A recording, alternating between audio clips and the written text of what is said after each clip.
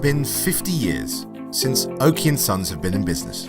Join us on a journey through the decades as we learn from Ray and Steve about the humble beginnings of Oakey & Sons. You'll get to learn about the stories that took place behind the scenes and the challenges and wins that Ray and Steve went through over the decades. We're going to join Ray and Steve now as they start talking about the 70's and the business's humble beginnings.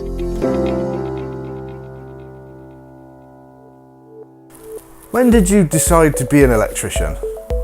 When I was a lad, I was curious, and so the person that was wiring the house for us at that time, because we didn't have electricity in the house in those days, so it was electric for us for the first time. So we were quite excited about that, and it was all new to me. And this guy was getting up floorboards and poking holes in the ceiling, so I was watching him doing this, and he got me pulling wires in. You know, it was easier to send me up in the roof space and get up there himself. Later on, when the opportunity come around, years later, after I'd done several other jobs, it seemed a good thing to do, trade to get in. So got working on it and learnt from various fellas, and then eventually started my own business. You didn't become an electrician straight away then, you did other things first?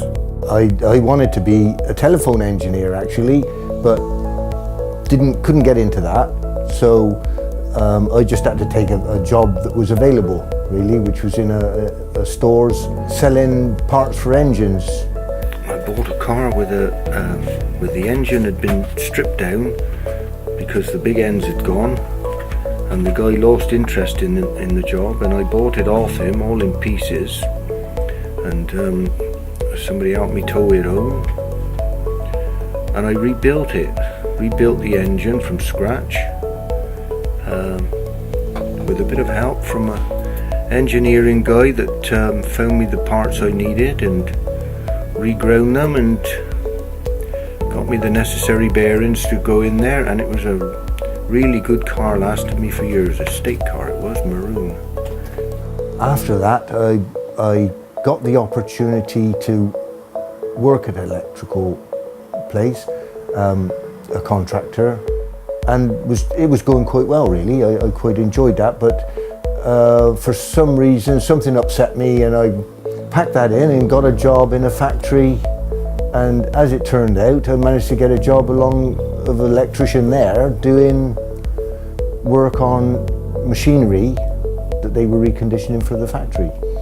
I moved on to a driving job then, driving a mobile shop of all things. While I was working there, the electrics popped up again because there was a chap there repairing the refrigeration one day at the shop.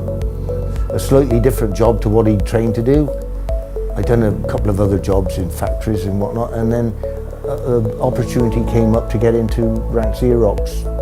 The first day that I went, the bloke that had been doing the refrigeration in the shop, he was the electrician I was going to be working with.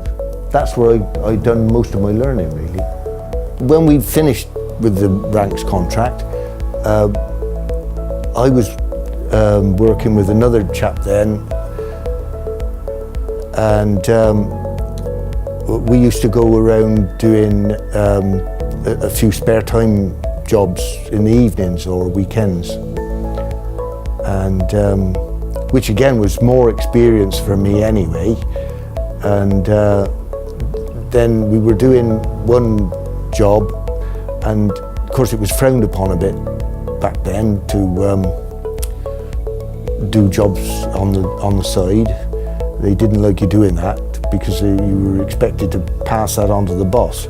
But yeah, we were actually wiring quite a big bungalow, and the boss caught us doing it there one Sunday, and that was the end of that. So then, because I'd got, or we'd got various jobs started anyway, part-time jobs, I set up on my own and to finish these jobs off. And that's where it started really. Well, that must have been a scary time then to have set up on your own, having gone from a paid job to nothing really. I don't remember really Thinking about it, I was out of a job anyway. I suppose I must have got into that groove of being on my own. So how were you finding customers then? I hadn't really thought about having to find enough work to fill every day before then. It was just a question of doing a job and earning some money. As I'd done one job for one person and they realised that I was available, they'd pass my name on, one customer to another. Yeah.